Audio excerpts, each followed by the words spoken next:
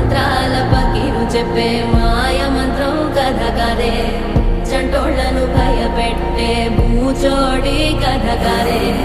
తాత ముత్తాతమ్మల భూతాల కథ కదే